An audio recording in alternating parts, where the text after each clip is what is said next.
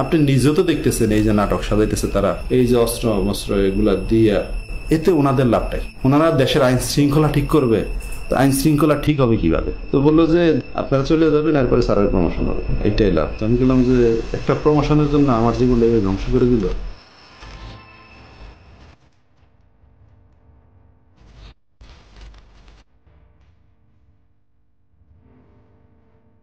If we didn't have that commission, probably it will be just a storytelling. Nobody will believe, somebody will say yes, somebody will say no.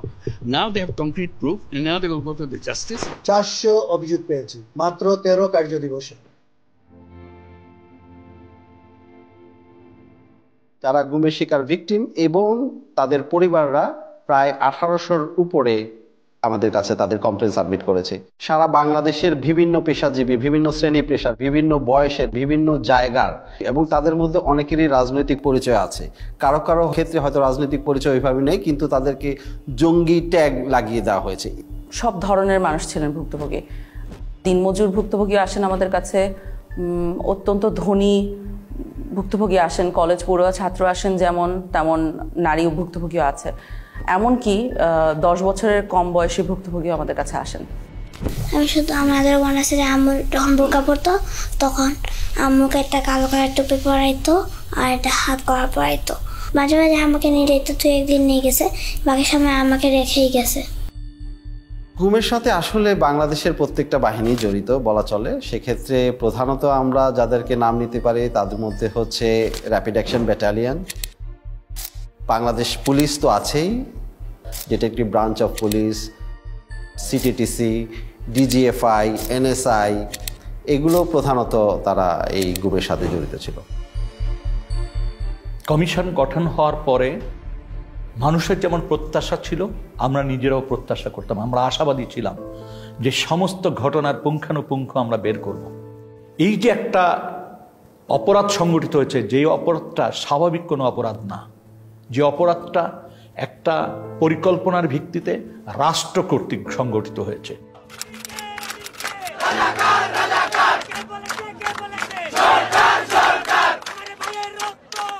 5ই August পরবর্তী সময় সরকার তো পরিবর্তন হয়েছেই, কিন্তু এর মানে না যে বাহিনীগুলোতে যারা দোষী তারা পরিবর্তন হয়েছে নেসেসারিলি। স্পেশালি প্রথম দিকে সবই তো একই মানুষ ছিলেন, এবং ওনারা জানতেন এবং সঠিকভাবেই জানতেন যে আমরা যদি একজন বন্দীকে কোনো একটা স্পেসিফিক বন্দিশালায় লোকেটেড করে ফেলি, অর্থাৎ সে ওই জায়গায় ছিল এটা নিশ্চিতভাবে বলতে পারি, তাহলে তার বন্দিত্বের জন্য দায়ী কে তা ইমিডিয়েটলি বলা সম্ভব। কারণ ওই বন্দিশালার চাবিটা কার হাতে ছিল, কোন বাহিনীর কন্ট্রোলে ছিল, সেই বাহিনীর ঊর্ধ্বতন কর্মকর্তারা দোষী। এই ব্যাপারটা যেমন ওনারাও বুঝতে পেরেছেন, আমরাও বুঝতে পেরেছি। এ কারণে 5ই আগস্ট পরবর্তী অত্যন্ত দ্রুততার সাথে প্রচণ্ড লেভেলে এভিডেন্স ডিস্ট্রাকশন হয়। Destruction of evidence is itself a criminal offense. Just মনকে মন কাগজ পুরানো হয় সব জায়গায়। ডিজিএফআই বলেন, র্যাব ইন্টেলিজেন্স বলেন, এনএসআই বলেন, সব জায়গায় এভিডেন্স পুরানো হয়। তারপরে বিভিন্ন জায়গায় এই ধরনের পুরা এন্টায়ার বিল্ডিংয়ের স্ট্রাকচার পরিবর্তন করে ফেলা হয়।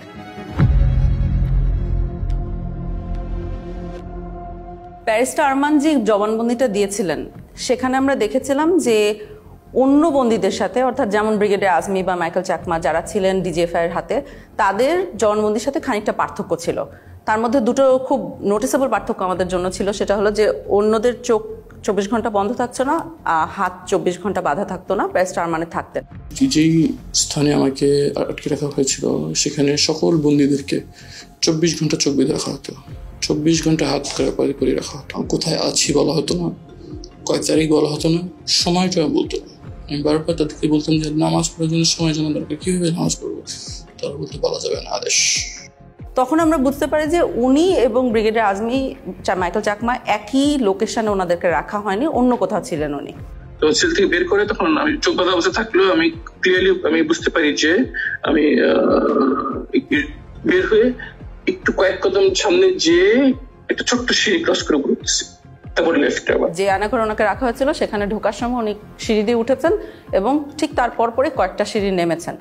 এখন এটা শুনেই আসলে সাথে সাথে বুঝে যায় যে উনি কোথায় ছিলেন, কারণ গোটা বাংলাদেশে সিম্পলি একটা জায়গায় আছে, একটা বন্দিশালায় আছে যেটা এই পার্টিকুলার বর্ণনাকে ম্যাচ করবে। তো ওইখানে উনি এক পর্যায়ে বলেন যে ওনার পায়ের নিচে ছিল মসৃণ টাইলস, সাদার মতো, এবং ঠান্ডা ছিল। ছোট্ট সিঁড়ি যখন ক্রস করে যাই তখন এটা 5 থেকে 7 কদমের সিঁড়ি হবে এবং খালি পায়ে আমাকে যতবার বের করা হয়েছে তখন খালি পায়ে পরে যে আমাকে জুতা পরা হচ্ছে বের করা হয়েছে। খালি পায়েটা আমি একদম ক্লিয়ারলি বুঝে দিয়েছি এটা সিঁড়ি টাইলস লাগানো সিঁড়ি ছিল। কিন্তু ওই রুমে অলরেডি আমরা অক্টোবরের মধ্যে অভিযান একটা চালিয়েছিলাম, আমরা ইন্সপেক্ট করে এসেছিলাম, ওখানে কোনো টাইলস ছিল না, ওটা সম্পূর্ণ সিমেন্টের একটা ফ্লোর। সো আমরা কর্মকর্তাদের ডেকে অফিসারদের ডেকে জিজ্ঞেস করা শুরু করি যে টাইলস কই। একটা সিঁড়ির পাশে যখন যে এই মার্কটা থাকে, what does it indicate do you think? কারণ আমি তো বিল্ডিং এর এক্সপার্ট না। টাইলস, এই সিঁড়ি টাইলড ছিল। আচ্ছা, এই প্রশ্নটা আমার মনে আছে, ওনাদের মোটেও পছন্দ হয় না, কারণ ওনারা এত বড় বড় কর্মকর্তা, আমরা জিজ্ঞেস করছি টাইলস কই, কথার তো কোনো মানে নাই। কিন্তু আমরা শিখছিলাম টাইলসের ভিতরে এই মিস্ট্রিটা লোকেটেড, এটা যদি সলভ করতে পারি আমরা মিস্ট্রি সলভ করতে পারবো। ওই সিঁড়ির তো দুইটা সাইড থাকে, একটা লে সাইড একটা লে সাইড, তো ওপর দিকে সিমেন্ট দেওয়া হয়েছিল, কিন্তু এই সাইডটায় ওইখানে মিস করে দিয়েছিল সিমেন্ট দিতে। তো ওখানে যেটা ছিল টাইলসের পিছনে দেখবেন গ্রিড আছে, চারকোনা গ্রিডের ছাপ রয়ে গেছিল। তা আমরা ওই ছাপগুলো দেখে বুঝতে পেরেছিলাম যে টাইলস অবধারিতভাবে ওখানে ছিল। ব্যারিস্টার আরমানকে আমরা ছবি আঁকতে বলেছিলাম যে আপনি আঁকেন তো, যে আপনার চোখ বন্ধ ঠিক আছে, কিন্তু সিঁড়ি দিয়ে নেমে আপনি কোন দিকে যান। তো উনি একটা ছবি এঁকে দিয়েছিলেন সুন্দর করে, যে সোজা যে বাইরে গেলে সেলে ঢোকা যায়। এখন আমরাও সোজা যে বাইরে ঢোকা যায় না, কোথাও দেয়ালের সাথে ধাক্কা লাগে। ওইখানকার যখন ছবি ব্যারিস্টার আরমানকে দেওয়া হয় তখন ব্যারিস্টার আরমান বলেন যে এখানে কি কিছু হয়েছে দেয়ালে, দেয়ালটা মানে কি জানি একটা তারতম্য আছে, এরকম একটা উনি ইন্ডিকেশন করেন।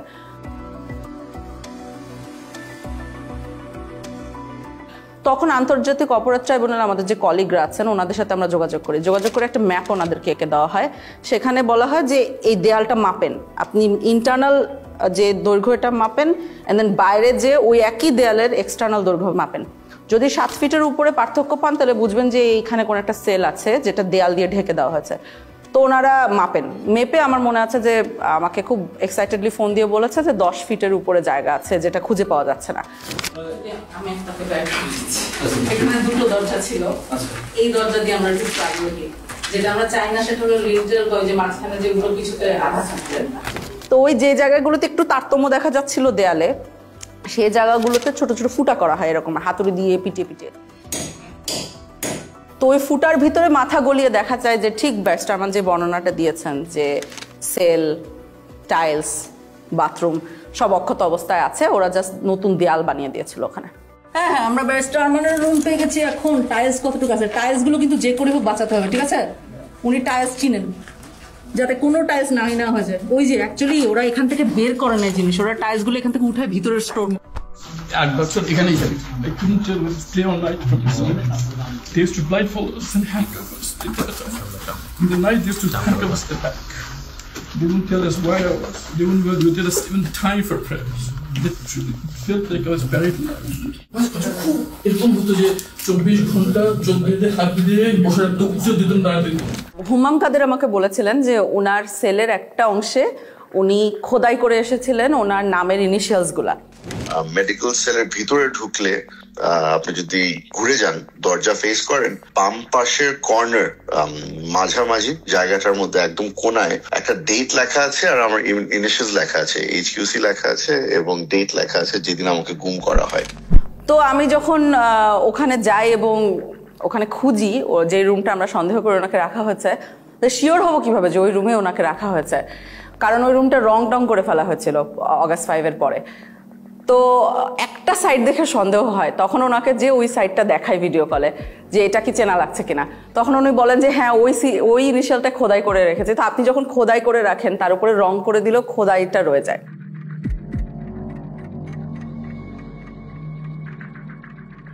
বিগত সময়ে যেটা 2009 থেকে 2024-এর 5ই অগস্ট পর্যন্ত আওয়ামী লীগ শাসনামলে যেটা হয়েছে, আমরা দেখেছি তারা সবসময় একটা বয়ান দিত যে বাংলাদেশে কখনোই গুম হয় নাই। এটা শুধু শেখ হাসিনার মন্ত্রিসভায় অনেক মন্ত্রীরাই অহরহ বলেছেন এবং নিরাপত্তা বাহিনীর প্রধানরাও বলেছেন। নিরাপত্তা বাহিনী কিংবা আমাদের কোনো গুমের সঙ্গে তারা সংশ্লিষ্ট নয়। 3 ধরনের লোকই গা ঢাকা দেয়, এরা হয়তো কয়েকদিন পরে আবার আত্মপ্রকাশ করে, আবার যারা নাকি ফ্যামিলিগতভাবে মানে কোনো অসুবিধায় পড়ে তারা গা ঢাকা দেয়। যেখানেই গুম হচ্ছে সেখানেই আমরা কিছুদিন পরেই তাকে পাচ্ছি, হয়তো সে নানা কারণে আত্মগোপন করে থাকে, সেইগুলোকে গুম বলে চালিয়ে যায়। গুম বলে কিছু নাই, এরা সবাই লুকিয়ে যাচ্ছে, পালিয়ে যাচ্ছে, বউয়ের সাথে ঝগড়া করে দ্বিতীয় বিয়ে করেছে, ইত্যাদি ইত্যাদি, এই ধরনের বিভিন্ন ধরনের গল্প তারা বলেছে। গুম হওয়ার পরে যখন গুমের শিকার ব্যক্তির পরিবারের সদস্যরা থানায় যেতেন জিডি করার জন্য, যে তার স্বজনকে খুঁজে পাচ্ছে না বা হারিয়ে গেছে বা তুলে নিয়ে গেছে, এইটার ক্ষেত্রে যখন জুডি করতে যেতেন কোনো বাহিনীর কথা উল্লেখ করতেন, থানা থেকে তাদেরকে বিতাড়িত করা হতো। আমার জিডি, আমার আপু আম্মু, আমার স্ত্রী সবাই থেকে জিডি ওই এবং ওই বাড়িওয়ালারা তারা প্রথম থানাতে গেছিল, থানাতে জিডি নেয়নি। যদি কখনো মিসিং ডায়েরি নিত, সেক্ষেত্রে পুলিশ নিজেরা লিখে দিত যে সে বাড়ি থেকে বেরিয়েছে, এরপরে আর ফেরত আসে নাই। আর কখনো যদি কোনো বাহিনীর কথা উল্লেখ করত, সে জিডি কখনো নিত না। এমনও হয়েছে যে বাহিনীর নাম উল্লেখও করে নাই, কিন্তু তারপরও জিডি নেয়নি, থানা থেকে তাদেরকে তাড়িয়ে দেওয়া হয়েছে। আমরা 250টা কেস ফিল্টার করেছিলাম আমাদের 1800-র মধ্যে থেকে, যে 250টা কেসের 3টে বৈশিষ্ট্য ছিল। 250টার কেসে আমরা সমসাময়িক প্রমাণ পাচ্ছি। কি প্রমাণ? যে তাকে যখন গুম করা হচ্ছে তখন তার হয় একটা মিডিয়া রিপোর্ট আছে, সমসাময়িক মিডিয়া রিপোর্ট আছে। তার যে নিখোঁজ হয়ে যাওয়া বা তাকে যে তুলে নিয়ে যাওয়া হয়েছিল, সেইটার জন্য একটা থানায় জিডি করা হয়েছে। কোনো কোনো ক্ষেত্রে তাদের পরিবারের মামলা করেছে। এবং এই লোকটা জীবিত আছে, অর্থাৎ সে আমাকে তার অন্তর্বর্তীকালীন পিরিয়ডে সে কোথায় ছিল এর বর্ণনা দিতে পারছে, যেটা আমরা কোনো না কোনো আয়নাঘরের সাথে ম্যাচ করতে পারছি। ওই এক সাইডে দিয়ে গ্রিলের দরজা ছিল, টয়লেটটা ছিল এই কর্নারে, হ্যাঁ, যেদিকে কলমের মাথাটা রাখছিলেন, জি জি, এটার সামনে দিয়ে এমনি ওই যে অল্প একটু উঁচু দেয়াল ছিল। এটা কি শুধু সামনে ছিল না সাইডেও ছিল? না, শুধু সামনে ছিল, এক পাশ ছিল। দরজা ছিল ওই আপনার শিক লোহার। শুধু একটা দরজা না দুইটা দরজা? একটাই দরজা, একটা দরজা মানে দুইটা তালা দিত একটা দরজা। সিঁড়ি বয়ে আমাকে ওঠানো হয়, সিঁড়ি বয়ে ওঠানো হওয়ার পরে একটা সাদা ফ্লোরে আমার মানে সমান একটা ফ্লোরে রাখতে দেওয়া হয়, বুঝতে পারি টাইস খোপের মানে কাপড়ের দরজা ছিল। ওই খোপটা বেশি উঁচু ছিল না, আমার এতটুকু হবে প্রায় এতটুকু। আচ্ছা, আমি আপনাকে একটা ভিডিও দেখাই, দেখি চিনতে পারেন কিনা। জি জি, খোপে খোপ খোপ। এটা হচ্ছে সেই সবুজ কাপড়ের, হ্যাঁ সবুজ কাপড়, আমি তো বললাম আপনাকে মেকশিফট যে ফ্রেমটা। জি হ্যাঁ হ্যাঁ, ভেতরে একজন দাঁড়ায় আছে। হ্যাঁ আমি তো বললাম এই পর্যন্ত, আমি তো আগেই বললাম। আর ভেতরে শুয়ে থাকা যাবে। এবং তাকে যখন প্রডিউস করা হচ্ছে তখন তার বিরুদ্ধে একটা মামলা দিয়ে প্রডিউস করা হচ্ছে, অর্থাৎ কোনো একটা নিরাপত্তা বাহিনী মেনে নিচ্ছে যে তাদের হেফাজতে এই লোকটা আছে। প্রত্যেককেই কিন্তু একাধিক মামলায় দেওয়া হয়েছিল এবং অলমোস্ট সবার বিরুদ্ধেই জঙ্গি বিরোধী যে তকমাটা লাগানো হয়েছিল এবং সন্ত্রাস দমন আইনে মামলা দেওয়া হয়েছিল। এতে যেটা হচ্ছে যে এই কেসগুলো হয়ে গেছে সেসব কেস যেখানে দুই সাইডে প্রমাণ আছে। সে যখন নাই হয়ে যাচ্ছে সেটার সমসাময়িক প্রমাণ আছে, সে যখন রিয়েপেয়ার করছে সমসাময়িক প্রমাণ আছে, এবং তার মধ্যবর্তী যে জায়গাটাতে ছিল সেটার বর্ণনা কোথাও ম্যাচ করা যাচ্ছে। অনেক ক্ষেত্রে দেখাচ্ছে একজন বন্দী আরেকজন বন্দীকে দেখছে বা তার গলার স্বর শুনতে পারছে বা তার পরিচয় জানতে পারছে গুম অবস্থায়, তখন তার একজন একজনের সাক্ষী হয়ে যাচ্ছে। এই দিক থেকে মানে দ্বিতীয় বা তৃতীয় নাম্বার ছেলে একটা ছেলে ছিল, ও হচ্ছে যে একটু যতটুকু মনে হলো মানসিক সমস্যা ছিল, প্রচুর কান্নাকাটি করতো আর চুলটা পাল্টা বকাঝকা করতো। 16 বছরের ছেলে, অনেক কান্নাকাটি করতো। তারপরে আমরা তাকে খুঁজে বের করেছি, পরবর্তীতে একটা সাইকেলের দোকানে সে কাজ করছিল এবং মানসিক ভারসাম্য লুজ করেছে। মনে রাখবেন ওই ছেলেটাকে আমরা কেন খুঁজে পেয়েছিলাম, কাজ তার চারপাশের বন্দিরা, 2 বছরের বন্দিরা আমাদেরকে এসে বারবার করে বলতো ওখানে একটা ছেলে অনেক কাঁদতো, আমাদের কেস সলভ করার আগে ওই ছেলেটাকে খুঁজে বের করেন, আমাদেরকে জানান ওই ছেলেটার কি হয়েছে, বেঁচে আছে কিনা। বেশ কয়েকজনকে পাই যারা সবাই রেকগনাইজ করতে পারছে যে ছেলেটা আছে কিন্তু জানি না কোথায় আছে, জানি না কোথায় আছে, এইভাবে করে চলতে থাকে আনটিল একজন বলে। ওই ছেলেটাকে পরবর্তীতে আমি জেলে দেখছিলাম, তোর আবার হচ্ছে যে এরকম হাতে সবগুলো হাতে মোটামুটি ছিল আপনার কেটে ফেললে বা নখ উঠাই ফেললে টাইপ এরকম ইয়ে থাকে না, ওই টাইপের মানে একদম ফাটা ফাটা সবগুলো ছিল আর কি। তখন কাশিমপুর জেলের কোথায় দেখেছে, কাশিমপুর জেলে পাগলা সেলে দেখেছে, তখন আমরা পাগলা সেলের রেজিস্ট্রি বার করি। সমস্যা হয়েছে যে ওই সময় পাগলা সেলের রেজিস্ট্রি তো অনেকের নাম ছিল আর এই ছেলের নাম আমাদের জানা ছিল না, তো আমাদের কিছুই লাভ হয় নাই। তো আরও একজন লোক এসেছিল একবার একদম শেষে, যার সাথে কথা হয়েছে, আমি জানি না তাকে কেন বলেছিলাম, ওনার আসলে জানার কথা ছিল না, উনি একই বাহিনীর হাতে ছিল না, উনি আরেকটা বাহিনীর হাত থেকে উনি কাশিমপুরে গিয়েছিলেন। তখন সে বলে আমি তাকে আরেকবার দেখেছি গত বছর। তখন আমরা বলি যে আপনি কি আবার খুঁজে বের করতে পারবেন কিনা দোকানটা, ভদ্রলোক খুবই ভালো, উনি আসলে খুঁজে বের করে তখন ওই ছেলে এবং ছেলের বাবাকে নিয়ে আসেন। থানা থেকে খবর আসলো, তখন ওখানে যে ওকে কেমন দেখেছেন? আমরা দুইটা এই ফায়ের নোক আর হাতের নোক ছিল না ওই সময়, দূরে থেকে দেখছি তো ছিলই না। একবার ভরা দিয়েছিলাম, ভরা করতে না বলতে পারি না। ওকে কি মানসিকভাবে সুস্থ মনে হচ্ছিল? না, মানসিকভাবে সুস্থ আসছিল না। ওইখানে আমরা যে ডক দেখছিলাম, মানে কথা আমি একটা জিজ্ঞেস আর একটা উত্তর দিছিল। আমি যে জিজ্ঞেস খাওয়া দাওয়া করছো, তুমি কোন সময় হয়েছো? এখন ছেলেটাকে যদি আপনি জিজ্ঞেস করেন যে তুমি কেমন ছিলে ওখানে, হ্যাঁ, ও কিন্তু দেখবেন ওর ওয়ে অফ কোপিং, এটা আমাদের কাছে লক্ষণীয়। যে কিছু মানুষ কোপ করছে আল্লাহকে স্মরণ করে, কিছু মানুষ পরিবারকে স্মরণ করে, ওর ওয়ে অফ কোপিং ছিল ভুলে যাওয়া। ও বলেছে আমার কিছু হয় নাই। কারণ তুমি 4 বছর অনেক কষ্ট সহ্য করেছো। অনেক কষ্ট, ব্যথা পাইতাম ম্যাডাম। সমস্যা নেই ম্যাডাম, সমস্যা নেই, তোলা অসুবিধা হইতো না, ব্যথা কিছু নেই আর কি। যাক, আমার ছেলে অনেক ভাই বড় করতে নিয়ে গিয়া, এটি বড় কথা। সবাই কয় ভাই সব যা আছে তা হইছ, এখন ছেলে মিলে হয়ে যাওয়া শেষ। মানুষ অনেক কথা গেছিল আর কি, সবাই বুঝছে যে নাই। এখন আমি উকিলেরও যাই না, কেমন সেরকম কোনোভাবেই হতে পারে না যে তারা নিজেদের মধ্যে কোঅর্ডিনেট করে কাজটা করতে পেরেছে। অর্থাৎ তারা যেটা বলছে সেটা এভাবেই ঘটেছিল, কারণ সমসাময়িক প্রমাণ আছে। এই কারণে এই 250 কেস যথেষ্ট শক্তিশালী একটা এভিডেন্স আওয়ামী লীগের এই মিথ্যা বয়ান ভাঙার জন্য। গুমের যারা ভিকটিম, অর্থাৎ তাদেরকে যখন প্রথম তুলে নেওয়া হয় সেই পর্যায় থেকেই আসলে তাদেরকে নির্যাতন শুরু করে। একাধিক কাপড় দিয়ে তার চোখ মুখ ঢাকা হতো। চোখ বাঁধা থাকতো 3টা কাপড় দিয়ে। প্রথমে একটা কাপড় দিয়ে চোখ বাঁধতো, আর একটা জমটুপি, যেটা জমটুপি পরানোর পরে আবার আরেকটা কাপড় দিয়ে বাঁধতো, আর হ্যান্ডকাপ পিছনে লাগানো থাকতো।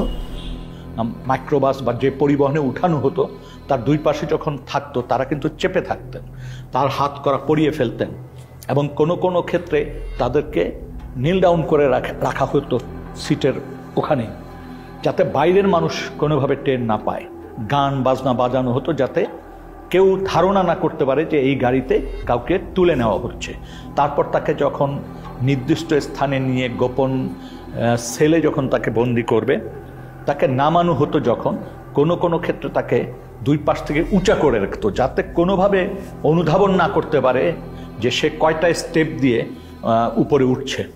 প্রত্যেকটা গোপনশালায় আসলে অত্যন্ত ভয়ানক, এবং আপনি যদি দেখেন যে গোপন বন্দিশালার সাইজগুলো, দৈর্ঘ্য প্রস্থ, এখানে মানুষকে রাখাটাই হচ্ছে টর্চারের শামিল।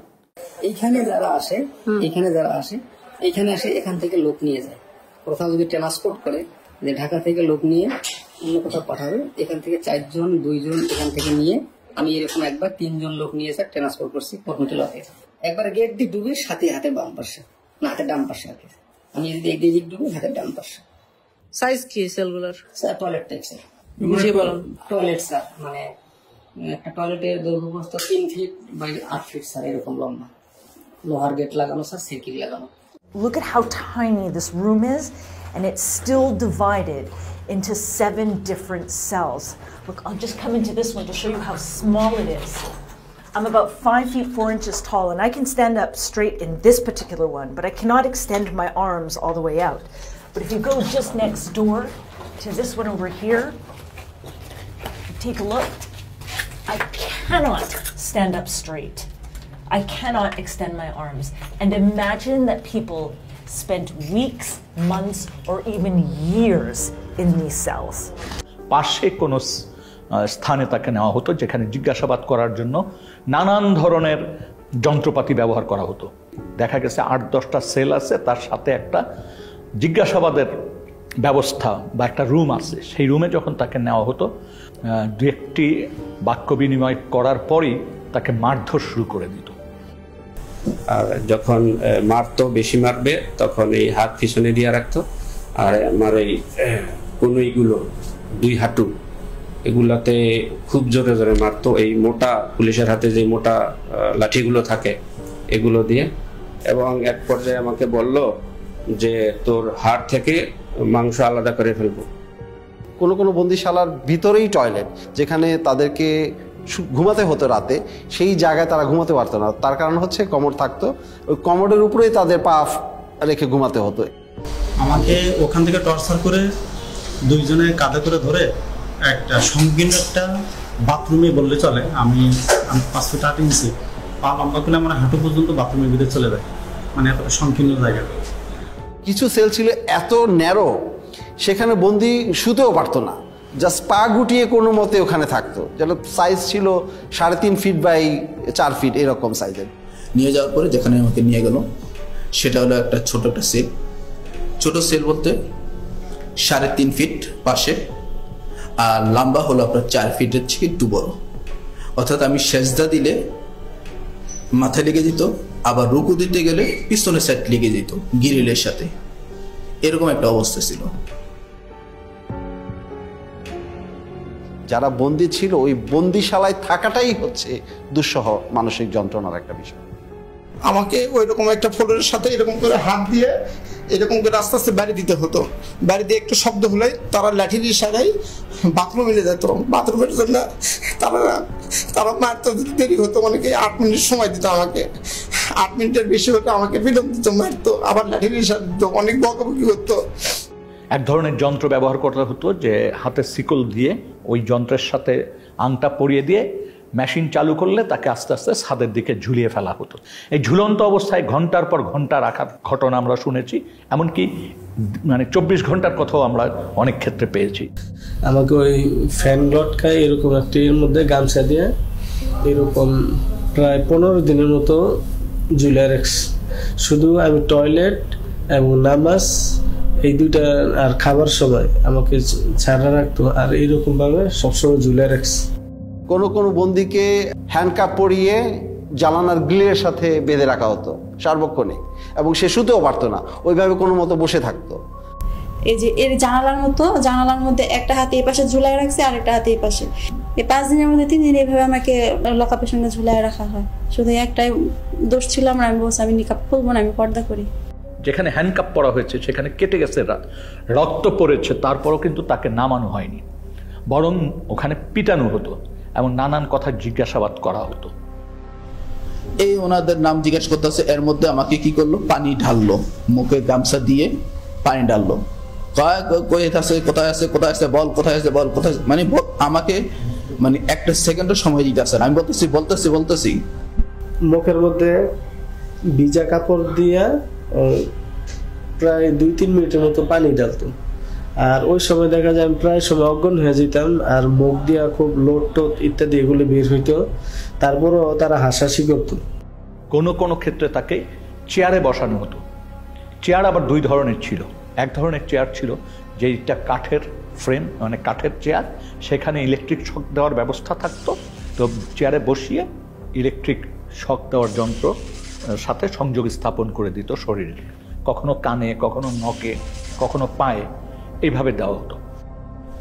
আমার কানের লতার মধ্যে লাগাইছিল ওই যে কি ওইটা ওই যে কি ইলেকট্রিক ওটা বলতে পারবো না, কিন্তু মনে হলো যে ঠাডা পড়ে মাথা আমাদের সুইচ দেওয়ার লাগলে মনে ঠাডা বললো।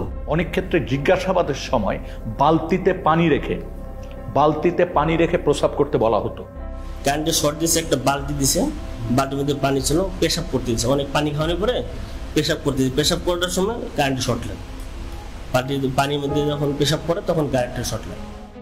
বেশ কিছু টর্চার ইনস্ট্রুমেন্ট যেগুলো ধ্বংস করে ফেলা হয়েছে, তার মধ্যে একটা আমরা শুনেছি ছিল যে একটা বালতির মতো, ওটার ভিতরে পা রেখে দিলে আস্তে আস্তে পানি গরম হতো, তখন যথেষ্ট ব্যথা লাগতো। একটা ইনস্ট্রুমেন্ট ছিল যেটা আপনাকে যদি বেঁধে দেওয়া হয় তাহলে ওটা ঘড়ির কাটার মতো ঘোরাতে পারতো, 360 ডিগ্রিজ ঘুরতো। র্যাবের কাছে ঘোরে যে চেয়ারগুলো, এগুলো পেয়েছি। স্বাভাবিক একটা চেয়ারে বসানোর পরে আমাকে ওই হুইল চেয়ারের মতো যেমন পা রাখা যায় ওরকম পাদানি আছে, পাদানের উপরে পা রাখার পরে পা থেকে মাথা পর্যন্ত অনেকগুলো বেল লাগায়। তো পা এইগুলো যখন করছে তখন আমাকে কিছুক্ষণ ঘোরানো হয়েছে। একটা পেয়েছি আমরা কিন্তু ময়লার আবর্জনার ভিতরে, মানে ওটাকে ফেলে দেওয়ার জন্যই রাখা হয়েছিল, আমরা যে ওইখানে খুঁজে খুঁজে বের করে এনেছি। কোনো কোনো ক্ষেত্রে নখকে বিচ্ছিন্ন করে ফেলা হতো। কোনো কোনো ক্ষেত্রে সুই ঢুকানো হতো, এবং কারো কারো ক্ষেত্রে সম্পূর্ণ উলঙ্গ করে ঝুলিয়ে রাখা হতো। মাথা নিচের দিক পা উপর দিক দিয়ে ঝুলে, আর আমার শরীরে কোনো পোশাক রাখে নাই তখন, একেবারে উইদাউট ড্রেস। তারপরে এলো পতারে আমাকে দুইজনে একসঙ্গে পিড়াতে থাকে। দুই হাতে বাঁধতো, বাঁধার পরে এমনি বসায়া এই যে এই জায়গাটা লাঠি ঢুকাইতো, লাঠি বড় একটা লাঠি ঢুকাইতো, লাঠি ঢুকায় লাঠিটা এমনি দইরা এই যে দুইটা চেয়ার নিত, এই দুইটা চেয়ারের উপরে ঝুলাইতো, আমাদেরকে পিড়াইতো। তারা গান গাইতো, এক এক সময় মমতাজের গান গাইতো যে বুকটা ফাইটা যায়, এই কথার গান, আবার দিল তো পাগল হে, এই গান কইতো আর পিড়াইতো। এবং আমি একটি ক্ষেত্রে জানতে পেরেছি যে তাকে উলঙ্গ করে একজন নারীর সামনে উপস্থাপন করা হয়েছে। খুবই দুর্ভাগ্যজনক যে একটা মানুষকে কতটুক অপদস্থ, অপমান করতে, ঘৃণাকর পরিস্থিতিতে ফেলতে এই ধরনের ব্যবস্থা আমাদের রাষ্ট্রীয় বাহিনীগুলি, সংস্থাগুলি করেছে। আমাকে উলঙ্গ করে আমার লজ্জা স্থানে ইট বাইদা প্রায় 1 থেকে 1.5 ঘন্টা আমাকে এরকম একটা অবস্থায় রাখছে। তো যতই কষ্ট হয় মানে তারা খুব হাসাহাসি করে। যেমন একটা বন্দির ক্ষেত্রে আমরা জানতে পেরেছি যে ওই বন্দিটার গায়ের ওড়না টেনে নিয়ে গেছে কোনো একজন সিকিউরিটি ফোর্সের সদস্য, এবং তাকে বলা হচ্ছে তুই তো একসময় খুব পর্দা করতিস, হ্যাঁ ইসলামিস্ট, তোকে দেখ এখন কেমন লাগে। এইভাবে তুচ্ছ-তাচ্ছিল্য করা হয়েছে। বন্দির মাসিকের সময় যা প্যাড দেওয়ার কথা, ওইটা প্যাড দিয়ে ওটা নিয়ে খুব হাসাহাসি করতো। ওইটা খুবই তার জন্য একটা লজ্জাজনক বিষয় হয়েছিল যে সবার সম্মুখে অনেক হাসাহাসি করছে। এই বিষয়টা খুবই পীড়াদায়ক। মানে আমার পিরিয়ডের ডেট ছিল অনেক লেটে, এই পরিমাণ টর্চার করার আমি এত পরিমাণ মানে অসুস্থ হয়ে যায়, সাথে সাথে আমার পিরিয়ড হয়ে যায়। তারপর ওনাদেরকে বলি যে আমার তো প্যাড লাগবে, পরে এটা নিয়ে অনেক হাসাহাসি করে ওরা। মাসের পর মাস 2 দিন 4 দিন গ্যাপ দিয়ে কাউকে কাউকে প্রতিনিয়ত এই ধরনের জিজ্ঞাসাবাদের মধ্য দিয়ে যেতে হয়েছে, মাসের পর মাস, বছরের পর বছর। ওরা কি করলো, আমাকে শোয়াইলো, এই শোন, শোয়াই 2 জন আমার বুকে উপরে পাড়া দিয়া ধরলো, আর পিছনে হাতটা এইভাবে বাঁধলো, পা 2টা এইভাবে বাঁধলো, বাঁধে পায়ের নিচে বাঁশ দিল একটা, আর উপরে একটা বাঁশ দিল, আর হাত যেটা বাঁধছে হাতের নিচে এই 2টা একটা বাঁশ দিয়েছে। আমি তো ফ্লোরের মধ্যে শোয়া, এই পাশের উপরে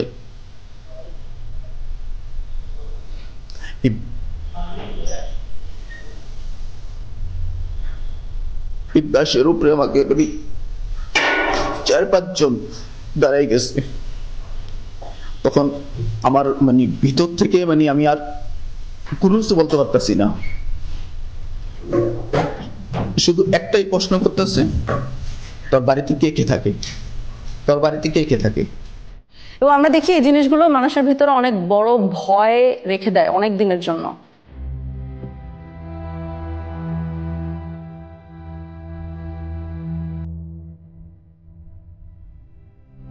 আমাদের অনেক ভুক্তভোগী হায়েস গাড়িকে ভয় পায়, কারণ তাকে হঠাৎ করে রাস্তার মধ্যে থেকে টেনে হায়েস গাড়িতে উঠানো হয়েছে।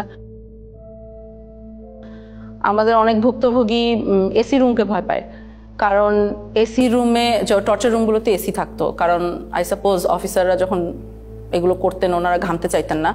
গানটা সাউন্ড আসতো, মানে ঠিক থাকতে পারতাম না, আর শুধু চিৎকার সাউন্ড আসতো। গান বাজিয়ে মারধর করা হতো, যখন সাউন্ড আসতো মানে কোনো প্রকার আমি তো মানে টেনশন। আমি গানটা আমি কয়েকবার দেখার চেষ্টা করছি, ঠিক মতো আমি দেখতে পারিনি। চিকিয়া কালিয়ারে ওই গানটা আপনি দেখতে পারেন নাই? জি, গানটা আমি কয়েকবার দেখার চেষ্টা করছি, ওইভাবে আমি দেখতে পারিনি।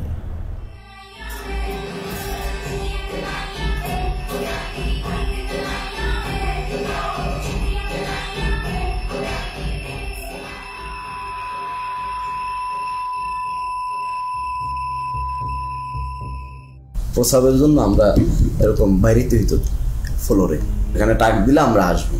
প্রসাবে ধরছে মিউজিক ছেড়ে দিছি, ওই আওয়াজও তাদের কাছে পৌঁছায় না। মিউজিকের সাথে তো ওটা হারায় যায়, ওই সাউন্ড তো আর পাবে না। এরকম কিছু প্রসাব পায়খানা করেছে আমার সামনে, আবার এটা আমরাই পরিষ্কার করতেছি। তারা দিয়ে যে করে তারা দিয়ে পরিষ্কার করে।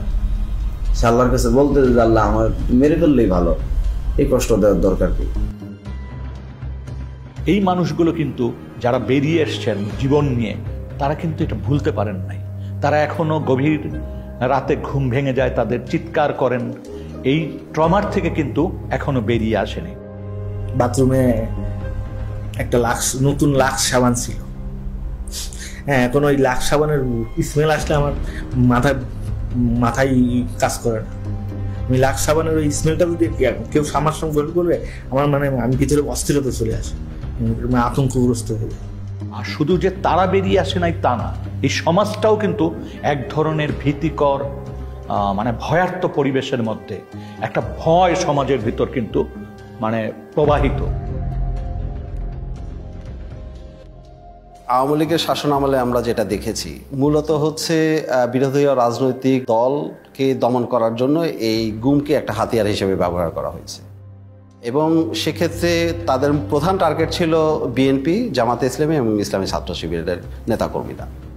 সরকারের বিরুদ্ধে যখন জনমত তৈরি হয়ে যেত, সরকারের বিরুদ্ধে যখন মানুষ প্রশ্ন করা শুরু করত, যখন সংঘবদ্ধ আন্দোলনের চেষ্টা হতো, বিরোধী দল বিরোধী মত যখন সংগঠিতভাবে ঐক্যবদ্ধভাবে কোনো বিষয়কে প্রোটেস্ট করতে চাইতো, তখনই এই নির্যাতনের মাত্রা বেড়ে যেত, মানুষের ঠিয়ানার সংখ্যা বেড়ে যেত। এবং আমরা যেটা দেখেছি যে প্রত্যেকটা জাতীয় নির্বাচনের আগে গুমের সংখ্যা অস্বাভাবিকভাবে বেড়ে যেত। এটা আমরা দেখেছি 2014 নির্বাচনের আগে, অর্থাৎ 2013 পিরিয়ডে, এবং 2018 সময় 2017-18, এবং 2024 নির্বাচনের ঠিক আগে 2023 শেষের দিকে এবং 24 শুরুর দিকে। In her second term as Prime Minister, security forces were locking up opposition figures without trial. Among them, a popular official with the Bangladesh Nationalist Party, Sajidul Islam Suhon. In December 2013, eyewitnesses say he and 5 friends were taken by authorities and never seen again. কেন নিল? কি দোষ আমার ছেলের? আমার ছেলে নাই, আমি কি করবো পয়সা থেকে? এটা আমরা সন্ত্রাস বিরোধী ট্রাইব্যুনালেও দেখতাম যে অস্বাভাবিকভাবে মামলার সংখ্যাটা বেড়ে যাচ্ছে, এবং সেখানে মূল আসামি হিসেবে যাদেরকে দেখা হতো তারা হচ্ছে তৎকালীন বিরোধী রাজনৈতিক দলের নেতাকর্মী। মিডিয়াকে আইনশৃঙ্খলা রক্ষাকারী বাহিনী, র্যাব, ডিজিএফআই, বিভিন্ন গোয়েন্দা সংস্থা তাদের মতো করে ব্যবহার করেছে। তারা যে ধরনের গল্প বানিয়ে দিবে সেই গল্পটাই যাতে প্রচার করা হয়, এবং মিডিয়া সেটা প্রচার করত নির্দ্বিধায়। কোনো জায়গায় কিন্তু তারা প্রশ্ন করত না, একদম হুবহু একই বয়ান, বাহিনী যে বয়ানটা দিত সেই গল্পই তারা ছেপে দিত। যখন একজন গুম হচ্ছে, there are one of two things যেটা হতে পারে। একটা হলো তাকে মেরে ফেলা হবে বা তাকে বাঁচিয়ে রাখা হবে। বাঁচিয়ে রাখার পরবর্তী কি হবে? বাঁচিয়ে রাখার পরবর্তীতে বেশিরভাগ কেস হলো যে তাদেরকে মামলা দিয়ে ছেড়ে দেওয়া হচ্ছে। বাংলাদেশে মামলাগুলো যথেষ্ট ভয়ঙ্কর, এটা কিন্তু আমরা বলছি যে ক্রিমিনাল জাস্টিস সিস্টেম গুমের সাথে কন্টিনিউয়াস একটা সিস্টেম ছিল।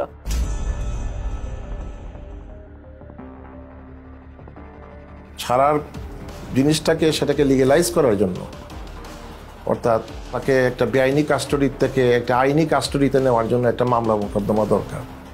সেই কাজটা করতে গিয়ে অনেক মিথ্যা মামলা মোকদ্দমা তাদেরকে জড়িত করে দেওয়া হতো।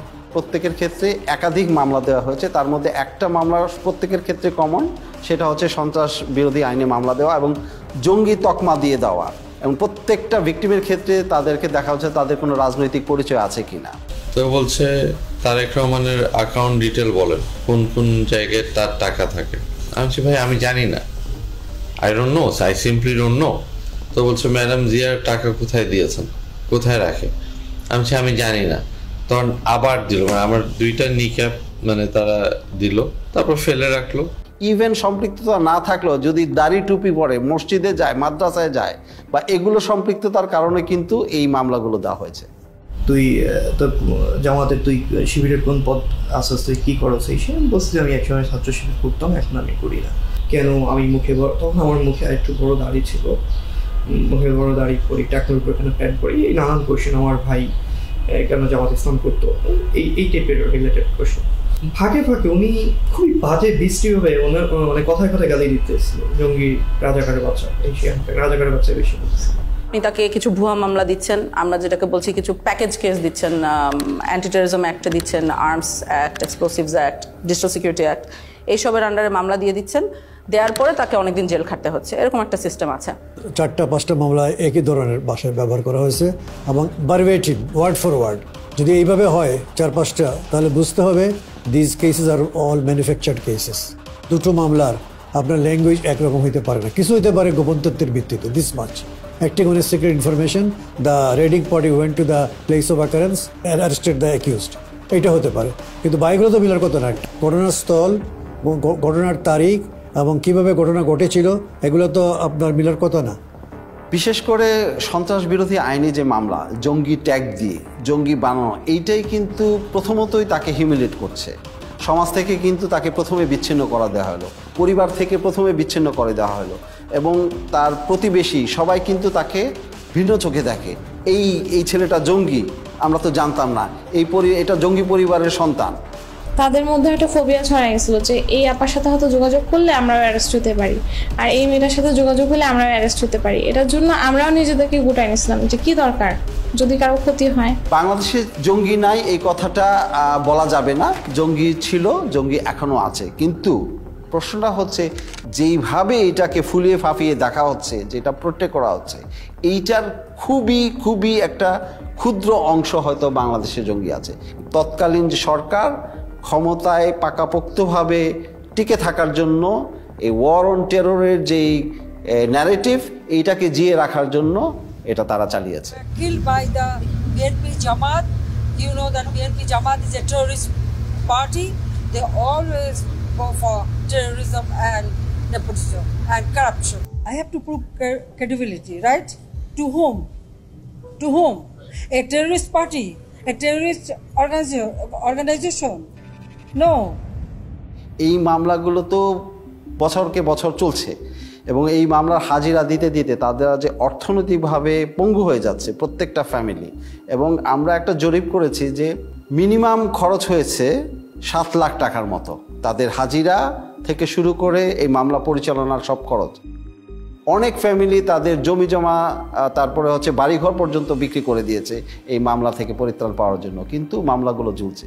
প্রায় 3 লাখ টাকার মতো খরচ হয়েছে জামিনের পিছনে, আসা যাওয়ায়, গাড়ি ভাড়া, এটা হচ্ছে নিট একটা কস্ট। তারপর তো অন্যান্য জায়গায় এখানে টাকা খাওয়াইছে, ওইখানে টাকা খাওয়াইছে, বাড়িতে পুলিশ গিয়েছে কয়দিন পর পর, ডিবি থেকে লোক গিয়েছে, ওরা গিয়ে বসে থাকছে, তো বিভিন্ন ধরনের কথাবার্তা বলছে, ওদেরকে টাকা দেওয়া লাগছে, টাকা পয়সা না নিয়ে কেউ কখনো আসে নাই, থানায় টাকা দেওয়া লাগছে, বিভিন্ন সময় বিভিন্ন জায়গা থেকে সংস্থার লোক গেছে, ওরা টাকা খাইছে, অনেক টাকা পয়সা খরচ হয়েছে 16 সালেও।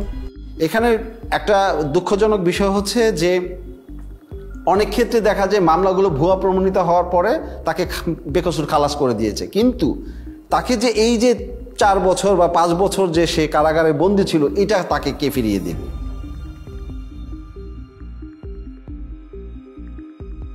এখন ভুয়া মামলা দিয়ে এগুলোর পক্ষে তো তাদেরকে এখন প্রমাণাদি জোগাড় করতে হবে, প্রমাণাদি পাবে কোত্থেকে? হ্যাঁ, এটা একটা তো তাদের জন্য সমস্যা। তো ওখানে একটা বেশ well developed systematic torture regime ছিল আসলে। এই টর্চার করে কনফেশন আদায় করা হতো, স্বীকারোক্তি আদায় করা হতো। আমাকে লাস্ট এটাই চাইতেছে আব্দুল মুমিন আমি স্বীকার করতাম, মানে আপনার পরিচয় বদলানো। হ্যাঁ, পরিচয় বদলানো। তো আমি আব্দুল মুমিন স্বীকার করে নিছি। করে নেওয়ার পরে এই যে এখন বাসডলা দিয়ে লাস্টে বলতেছে তোর নাম আব্দুল মুমিন, আর তোর বাপ যদি জিজ্ঞাসা করে, কথা জিজ্ঞেস করে বলবি যে আমি বাবার সাথে রাগ করে তাবলিগে চলে গেছিলাম, তাবলিগের কিছু জিনিসপত্র আছে এই ব্যাগের মধ্যে, এই ব্যাগটা নিয়ে তুই চলে যাবি, ওরা ছেড়ে দিয়ে আসুন। যেহেতু সব ম্যাজিস্ট্রেট এক না, কিছু কিছু ভালো ম্যাজিস্ট্রেটও আছে, তাই কিছু ম্যাজিস্ট্রেট আবার থাকতো খারাপ, এবং সবাই জানতো তারা মানে কারা যারা এগুলো মেনে নেবে, এই ধরনের ফোর্সড স্বীকারোক্তি বা গুম হওয়া সত্ত্বেও জিনিসটাকে কগনিসেন্সে না নেওয়া। তো ওই সব মানুষদের সামনেই যাওয়া হতো, ওদের সামনেই এদেরকে প্রডিউস করা হতো, তারা ফোর্স স্বীকারোক্তি মেনে নিত। না, আমি বলছি না, আমি 160 আমার মাইরে ফেলাইতো, আমি 160 করতে 160 করতে দিলে আমার ফাঁসি হয়ে যাবে, আমি তো এগুলো কোনো কিছুর সাথেই নাই। আপনারা যা বলতেছেন আমি এগুলো কিছুই জানি না, সব সাজায় আপনারা দিচ্ছেন। তখন আমারও ওই আয়ু বলতেছে, ওই প্রথম দিন আমাকে যখন, এটা আপনাকে কি বলবো, মানে প্রথম দিন আমাকে যখন ওয়াটার বোর্ডিং দিয়েছে, তখন আমার মানে আমি প্রসব করে দিয়েছিল আর কি। তো ওই জিনিসটা ও আবার আমাকে রিমাইন্ড করে দিচ্ছে যে তোরে যে মনে নাই, তোরে যে তুই যে প্রসব করে দিয়েছিস রিসিলি মেয়েদের লগে, আজকে কিন্তু আবার সেইভাবে মাইর দিলাম। টানায় পিড়া মুকুন্দ, তুই যা বলি সেইভাবে কর। করে নিয়ে আসছে, করে নিয়ে আইসা বলতেছে, এমন একজন জাজের কাছে নিয়ে আসছে, আইসা বলতেছে ও 164 দিতে চায় না, অনেক চেষ্টা করছি দিতে চায় না। পরে বলে যে আবার সেই কোর্টের যে জাজ বলতেছে ও এখনো দাঁড়ায় আছে কিভাবে, এটারে কেমন 164 দেয় না, এটা তো দাঁড়ায় আছে, সুস্থ আছে, 164 দেওয়ার জন্য কিছু মশলাপাতি খরচ করতে হবে না। A GUM or enforced disappearance is a violation of human rights. So the judges as a whole should be sensitized about the human rights, about the various human rights instruments and the violation of those human rights. Magistrate সাহেব উনি ডাক দিয়ে বললেন যে আপনাদের আসামি তো করতেছে না, কি বলে বালকরূপ স্বীকারোক্তি দিচ্ছে না। একটা এগ্রিজিয়াস কেস আমাকে যেটা খুব ডিস্টার্ব করেছে সেটা হলো যে সে আমাকে বর্ণনা করছিল যে ম্যাজিস্ট্রেটকে যে বলেছে যে প্লিজ আমি এতদিন গুম ছিলাম, আমি আসলে এটার সাথে জড়িত না। হ্যাঁ, অনেক সাহস করে এটা সে ম্যাজিস্ট্রেটকে বলেছিল। ম্যাজিস্ট্রেট তখন যে পুলিশ সাথে নিয়ে গিয়েছিল, পুলিশকে ডেকে বলেছে এই যে দেখেন কি বলছে, তখন তাকে বাইরে নিয়ে যাওয়া হয়। সিএম কোর্টের বারান্দায়, এটা সময় 8 তলা বা 9 তলায় কিছুক্ষণ আমাকে মারধর করলো।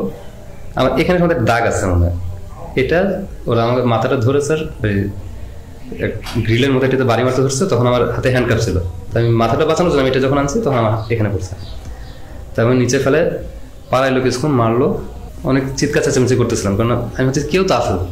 যখন চিৎকার চেঁচামেচি করতেছি তখন ম্যাজিস্ট্রেট আয়কে ডাকে পাঠাইছে যে এত আওয়াজ করতেছেন কেন। আর মানে কি বলবো, এটা অবিশ্বাস্য বিষয়। আমি প্রশাসনকে কাছ থেকে দেখছি আর আমি অবাক হয়েছি যে আসলে পুরোটাই একটা system. Most of the judges were at the beck and call of the high command of the then ruling party. That's why they did not dare to take any effective steps against the enforced disappearances of the victims or abduction of the victims, The judiciary must be proactive instead of reactive. The judiciary must come forward protecting and promoting the human rights of the people through adjudication of disputes in a very bold and assertive manner. Boldness is an integral part of the personality of a judge. A weak person is not suited or suitable for the position of a judge. Judges must know how to deliver justice impartially, effectively, and in a neutral manner. কিছু মানুষকে বাঁচিয়ে রাখবে কিন্তু release করতে পারবে না, বাংলাদেশে নানাবিধ কারণ থাকতে পারে সেটার জন্য। তখন তাদেরকে আমরা দেখছি ইন্ডিয়াতে পার করে দেওয়া হয়। ইন্ডিয়াতে পার করার পদ্ধতিটা আমরা বুঝতে পেরেছি বন্দীদের সাথে কথা বলে, সিকিউরিটি ফোর্সের ভিতরে যে হুইসেল ব্লোয়াররা আছে তাদের সাথে কথা বলে, এবং অনেক সময় আমরা নথিপত্র মিলিয়ে দিন তারিখ চেক করেও ওগুলোকে কনফার্ম করেছি যে এভাবেই ঘটেছে। তোমার আম্মায় অনেক কান্নাকাটি করতেছে, এর জন্য অনেক সরাসরি হয়েছে, এর জন্য তোমাকে দেশে রাখা যাবে না, এর জন্য তোমাকে দেশের বাহিরে পাঠাবো আমরা।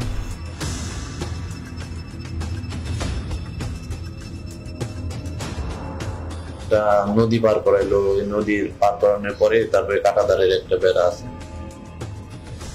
ওই বেড়া দিয়ে আমাকে পার করে তারা নিয়ে গেল।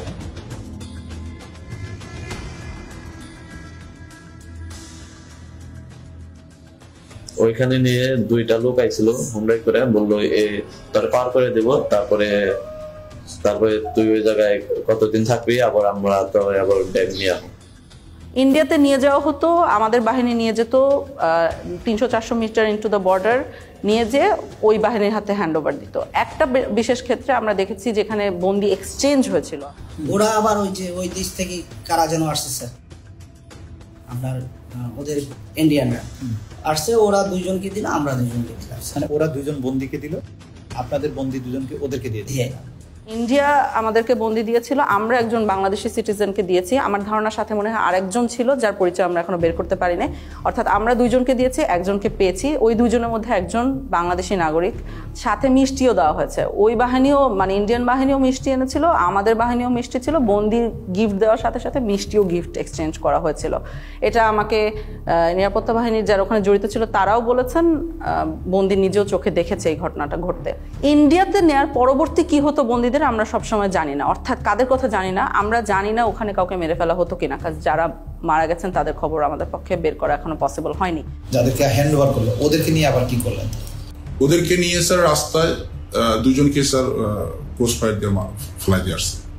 তবে এটা অবশ্যই হতো যে ইন্ডিয়াতে যারা বাঁচিয়ে রাখা হতো ইন্ডিয়াতে, তাদেরকে মামলা দেওয়া হতো, মানে অর্থাৎ ইন্ডিয়ান লিগ্যাল সিস্টেমের ভিতরে তাদেরকে ঢুকিয়ে দেওয়া হতো। সো আনপাসপোর্ট মামলা বলবে, অর্থাৎ ট্রেসপাসিং এর জন্য কেস দেওয়া হতো। তখন ওনারা ইন্ডিয়াতে জেল খাটতেন, জেল খাটা পরবর্তীতে আবার ওনাদেরকে বাংলাদেশে পুশিন করা হতো। ভারতের কারাগারে যদি কেউ থাকে সেটার জন্য আমরা বাংলাদেশি বন্দী যারা আছে তাদের তালিকা চেয়েছি পররাষ্ট্র মন্ত্রণালয়ের মাধ্যমে ইন্ডিয়ান অথরিটিকে। কিন্তু সেক্ষেত্রে যে সমস্যাটা দেখা গেছে যে তালিকাটা দিয়েছে সেটা অসম্পূর্ণ, এবং আমরা যেই পিরিয়ডের তালিকা চেয়েছিলাম অর্থাৎ 2009 সাল থেকে 2024 সালের 5ই অগস্ট পর্যন্ত সেটা তালিকা পায়নি।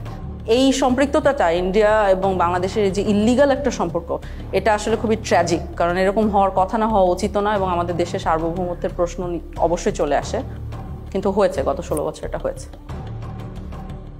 এবং কারো কারো ক্ষেত্রে চরম পরিণতিটা হয়ে গেছে, যেটা আমরা বিভিন্নভাবে জানতে পেরেছি, এবং অনেকে আমাদের কাছে ইতিমধ্যে এই কথাগুলো বলেছেন। এর মধ্যে একটা বড় অংশ আছে যাদেরকে বেশ কিছুদিন জিজ্ঞাসাবাদ করার পরে অথবা কয়েকদিন জিজ্ঞাসাবাদ করার পরেই সিদ্ধান্ত নেওয়া হয়েছে তাদেরকে হত্যা করা হবে। যখন একজনকে মেরে ফেলার সিদ্ধান্ত হতো তখন কাজটা ওরা, যেহেতু ওনারা ট্রেন্ড অফিসার্স, যথেষ্ট এফিশিয়েন্টলি করতো আমরা বলতে পারি। একজন মানুষকে কখনো কখনো মোরগ বলা হতো, কখনো কখনো প্যাকেট বলা হতো, কখনো কখনো সাবজেক্ট বলা হতো। ঊর্ধ্বতন অনেক অফিসার আছেন যারা মিড লেভেলে ছিলেন বা যারা গোয়েন্দা সংস্থাগুলি পরিচালনা করতেন, তাদের নির্দেশনায়, তাদের উপস্থিতিতে এই মানুষদেরকে নিয়ে যাওয়া হতো মাইক্রোবাসে করে।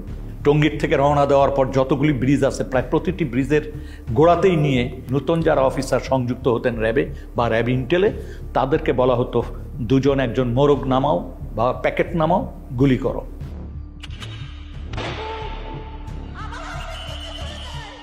যখন ক্রসফায়ার বেশি সমস্যা হয়ে গেল আন্তর্জাতিকভাবে এবং জাতীয়ভাবে, যে এরা এটা নিতে পারতেছিল না আর এটা ক্রিটিসিজম, তখন ওরা বললো যে আরে আমরা বডি প্রডিউস করি কেন, নাই করে দিলি তো হয়, তাহলে তো কেউ বুঝবে না কি হয়েছে। তখন এইটাই মুভ করলো ওরা, এটা একটা ডিসিশন ছিল।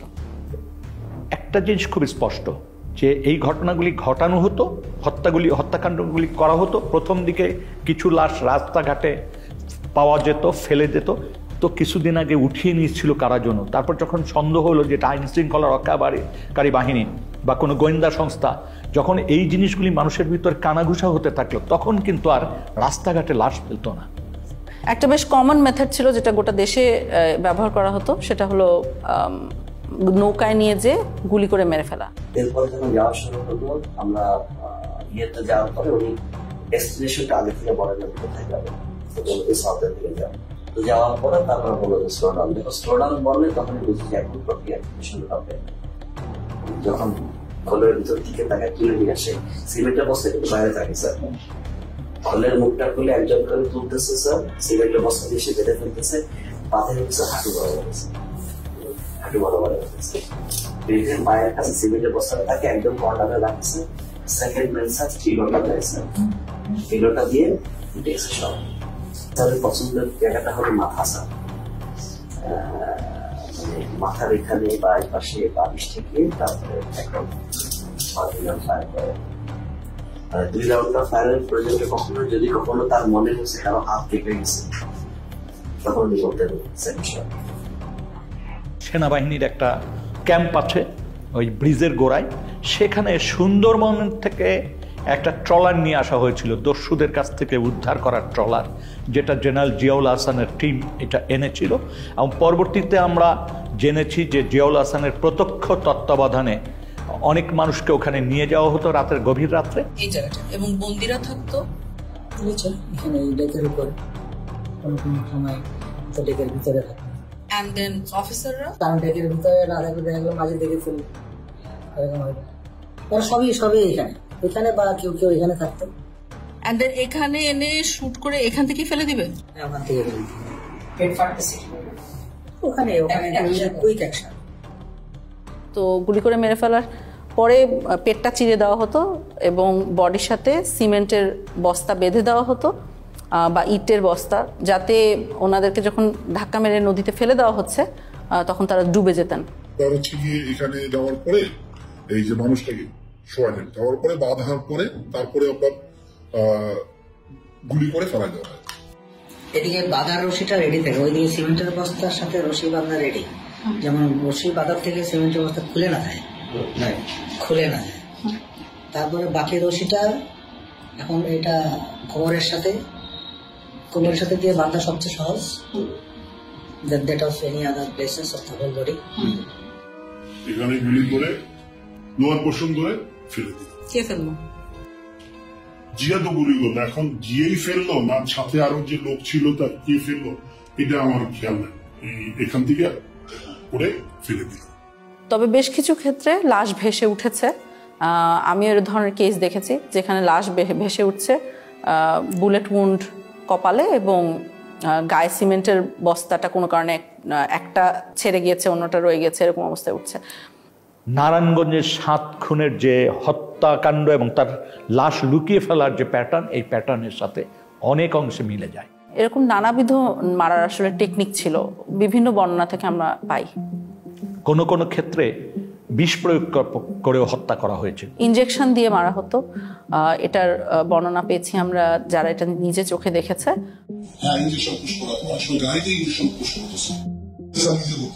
একজন মানুষকে মেরে ফেলে তার লাশটা রেল লাইনে ফেলে দেওয়া হতো, মানুষ রেল লাইনে কাটা পড়েছে এই হিসাবে জিনিসটাকে প্রতীয়মান হয়।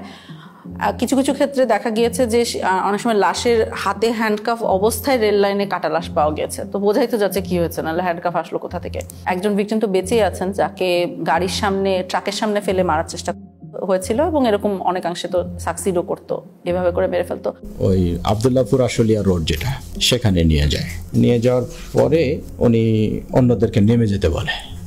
নামার পরে আমাকে যে কানে কানে বলতেছে, ভাইজান আমাকে ক্ষমা করে দিয়ে দেখেন, আপনাকে তো চলন্ত গাড়ির সামনে ফেলে দেওয়ার জন্য বলা হয়েছে।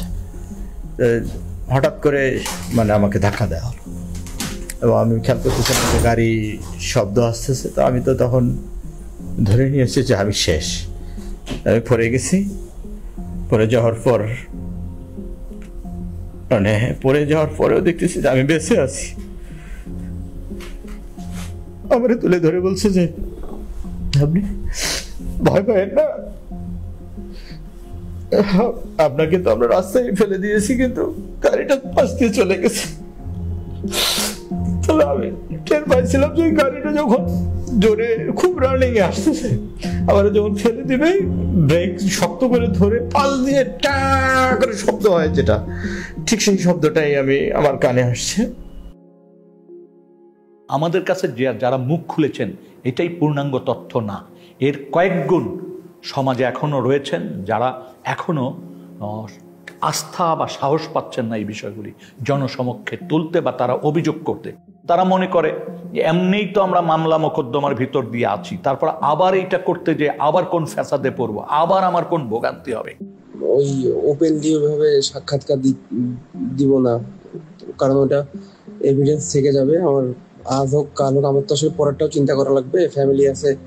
এমনি তো অত্যাচারের শিকার হয়েছি, গুম ছিলাম, মিথ্যা মামলা নিয়ে জেলে ছিলাম, এখনো স্টিল নাও হাজিরা দিচ্ছি। ওই 16 সালে গুম হওয়ার কনসিকুয়েন্স এখনো বিয়ার করতেছি। আমার ফ্যামিলি স্টিল নাও সাফারার, আমার ক্যারিয়ার ধ্বংস, সবকিছু হয়ে গেছে। তার মানে এখনো কিন্তু আমরা এমন একটা পরিবেশ নিশ্চিত করতে পারিনি যে পরিবেশে মানুষ ভয়হীনভাবে এসে রাষ্ট্রের কাছে বা রাষ্ট্রের সংস্থাগুলির কাছে এসে বলতে পারে যে আমার জীবনে এই ঘটনাগুলি ঘটেছে।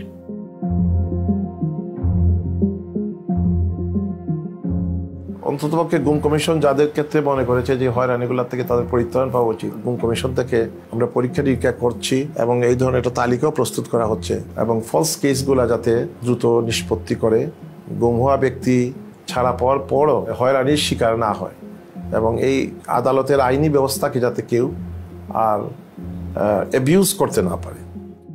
যাদের বিরুদ্ধে এই মামলাগুলো দিয়ে দেওয়া হয়েছে, সন্ত্রাস দমন আইন বা অন্য যে আইনি মামলা হয়েছে, এই প্রত্যেকটা মামলা যাতে দ্রুত নিষ্পত্তি করা যায়, সেটা যাতে এক্সপিডাইট করে, সেটার জন্য সুনির্দিষ্টভাবে সরকারকে বলেছি। দ্বিতীয়ত হচ্ছে যে সন্ত্রাস দমন আইনটাকে সংশোধন করার কথা বলেছি।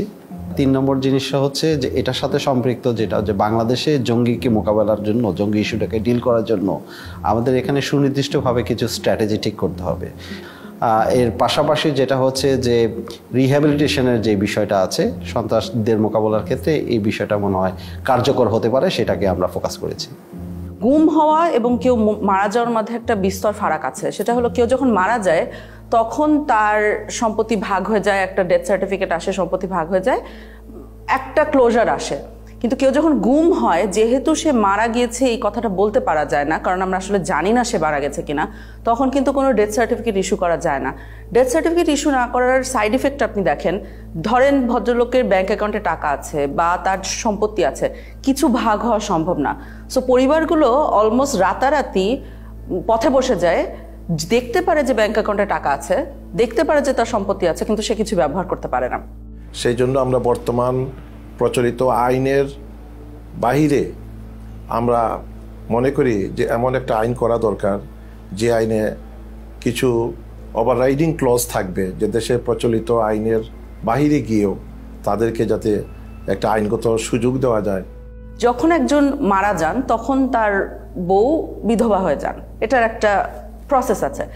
কিন্তু যখন একজন গুম হন তখন তার বউ, উনি কি বিধবা না সধবা? কারণ আমরা উত্তরটা জানি না। ভদ্রলোক বেঁচে আছে কি মারা গেছে এটা আমরা বুঝতে পারছি না।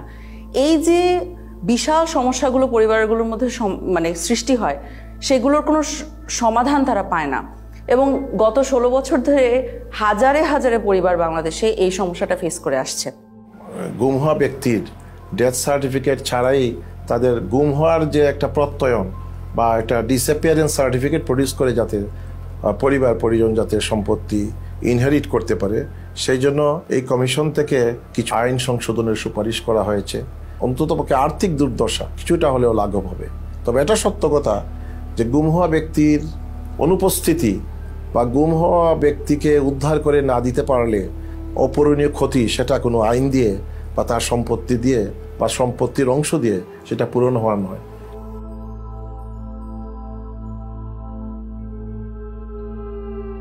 আমরা যদি আমাকে জিজ্ঞেস করেন, আমি মনে করি আমরা আশানুরূপ জায়গায় পৌঁছাতে পেরেছি। কিন্তু তারপরও বলবো, এত সংখ্যা এবং এত গভীরে এই অপরাধ সংগঠিত হয়েছে, এটার জন্য সময় একটা বড় ফ্যাক্টর। সেই বাহিনীর সদস্যরা যারা এই অপরাধের সাথে যুক্ত ছিল, তারা কিন্তু তাদের একটা বড় অংশ কিন্তু এখনো এই কাঠামোগুলিতে অবস্থান করছেন। তারপরে যাদেরকে চিহ্নিত করা গিয়েছিল প্রাথমিকভাবে, তারা কিন্তু পালিয়ে গেছেন। গুম ও বিচার বহির্ভূত হত্যাকাণ্ডের সঙ্গে সংশ্লিষ্টতার কারণে আইন শৃঙ্খলা বাহিনীর 42 কর্মকর্তার পাসপোর্ট বাতিল করা হয়। জানুয়ারি মাসে এদের বেশ কয়েকজনের বিরুদ্ধে গ্রেফতারি পরোয়ানাও জারি করে আন্তর্জাতিক অপরাধ ট্রাইব্যুনাল। যখন অ্যারেস্ট ওয়ারেন্ট বের হয় তখন কিন্তু তারা অনেকেই দেশে ছিলেন, কিন্তু পাসপোর্ট না থাকা সত্ত্বেও ওয়ারেন্ট বের হওয়ার পরপরই অনেক ঊর্ধ্বতন কর্মকর্তারা দেশ ছেড়ে পালিয়ে যায়। পালিয়ে যাওয়ার পরবর্তীতে এগুলোর এন্ড রেজাল্ট কি হবে? তো ধরেন আপনি বাংলাদেশ থেকে পালাচ্ছেন, মোস্ট লাইকলি আপনাকে ইন্ডিয়া যেতে হবে, কারণ ল্যান্ড বর্ডার আমাদের এসেনশিয়ালি ইন্ডিয়ার সাথে, মায়ানমারে যুদ্ধ হচ্ছে, সো ওনারা এদিকেই যাবেন। কারণ আপনি যদি দেশের একজন গোয়েন্দা বাহিনীর প্রধান হয়ে থাকেন, কয়েকজন মিলে আপনি ইন্ডিয়াতে গেলেন, ইন্ডিয়া কি করবে ফার্স্টে? ইন্ডিয়া যেটা করবে হলো আপনাকে বসে আপনাকে ইন্টারোগেট করবে। এখন আপনি চিন্তা করেন যে বাংলাদেশের সকল সেন্সিটিভ তথ্য যাদের ভিতরে আছে তাদেরকে আমরা এসেনশিয়ালি ওনাদের হাতে তুলে দিচ্ছি, বা ওনারা ওনাদের হাতে নিজেরা সোপর্দ হচ্ছেন। এই যে এত বছর যারা গুম খুনের সাথে জড়িত ছিলেন, তারা তো আমরা যেটা বলছি অনেকেই বাহিনীগুলোতে আছে। ওনারা কি চাইবেন? ওনারা চাইবেন ভবিষ্যতে ওনাদের এই অপরাধগুলো যাতে রিভিলড না হয়। এখন আমরা তাদের অপরাধের কথা জানি আর না জানি, আমরা ধরে নিতে পারি এখন যে আমাদের শত্রুপক্ষের গোয়েন্দা বাহিনীগুলো ডেফিনেটলি জানে। তাহলে ভবিষ্যতে তাকে ব্ল্যাকমেল করতে কি লাগবে? শুধু বলতে হবে, তুমি যদি না করো এই কাজটা, তাহলে কিন্তু আমি তোমার পূর্ববর্তী গুম খুনের কথা আমি কিন্তু তোমার বউকে বলে দিব, খুব বেশি যেতে হবে, বা সোশ্যাল মিডিয়ায় ফাঁস করে দিব। তখন কি হবে? আপনি নিরাপত্তা বাহিনীগুলোর ভিতরে স্তরে স্তরে মানুষ রাখছেন যারা ব্ল্যাকমেলের ক্ষেত্রে ভালনারেবল। আপনি যদি জিনিসগুলোকে সামনে নিয়ে আসেন, যে জিনিসটা আপনি লুকিয়ে রাখছেন না, সেটা দিয়ে কিন্তু আপনাকে ব্ল্যাকমেল করা যায় না। তো আপনি জিনিসগুলো সামনে নিয়ে আসেন, আপনি গুম কমিশনের সাথে কথা বলে ফেলেন, তাহলে এই সমস্যাগুলো কিন্তু চলে যায়। এই অপশনটা না নেওয়াটা আমার কাছে বোকামি মনে হচ্ছে এবং দেশ বিরোধী একটা কাজ মনে হচ্ছে। এই প্রসেসের পিকে প্রাইম মিনিস্টার্স অফিস, অনেক সময় ওনার পক্ষ থেকে ডিফেন্স অ্যাডভাইজার ছিল, তো উনিও মাঝে মাঝে ইন্টারফেয়ার করতেন, কথা বলতেন, আদেশ নির্দেশও দিতেন। So out of the way I went to PM and requested her যে সালাউদ্দিন কাদের চৌধুরীর ফাঁসি হয়ে গেছে, তার ছেলেটাকে এটা করা হয়েছে, এটা খুব এটা দেখা উচিত আমাদের ফ্যামিলিটা খুব broken and his relatives have requested. আমি নিজে প্রিয়ামকে বলেছি, আমার সাথে মানে আমি 2 বার ওনাকে বলেছি, এটা আমার নিশ্চিত মনে আছে। ছেড়ে দিব না, ছেড়ে দিব না, মানে আমি দেখি কি করা যায়। অ্যাডভাইজারকে তুমি বলছো, আমি বলছি। এবং ওনার কি ক্ষমতা ছিল তখন ওটাকে সমাধান করার? অর্থাৎ ধরেন উনি চাইলে কেউ বের করে দিতে পারতো? পিএম চাইলে হবে না, মানে এটা উনি যা চাইবে তাই হবে। সম্ভাব্য যারা অভিযুক্ত তাদের কারো কারোর সাথে কথা বলার পর যে জিনিসটা পরিষ্কার একটা অবয়ব দাঁড়িয়েছে, সেটা হচ্ছে এই ধরনের ঘটনার সিদ্ধান্ত নেয়ার ক্ষেত্রে যিনি নীতি নির্ধারকদের সর্বোচ্চ জায়গায় অবস্থান করছেন, তৎকালীন প্রধানমন্ত্রী শেখ হাসিনা, তৎকালীন সামরিক উপদেষ্টা তারেক সিদ্দিকী এবং বাহিনীগুলির প্রধান এবং ইন্টেলিজেন্স যে এজেন্সি উইং আছে তার প্রধানদের সমন্বিত নির্দেশনার বাইরে বা কমান্ড স্ট্রাকচারের সর্বোচ্চ পর্যায়ের নির্দেশনার বাইরে এই ধরনের ঘটনা দিনের পর দিন, মাসের পর মাস, বছরের পর বছর ঘটার কোনো সুযোগ নাই। সুতরাং তৎকালীন প্রধানমন্ত্রী শেখ হাসিনার এই দায় এড়ানোর সুযোগ নাই।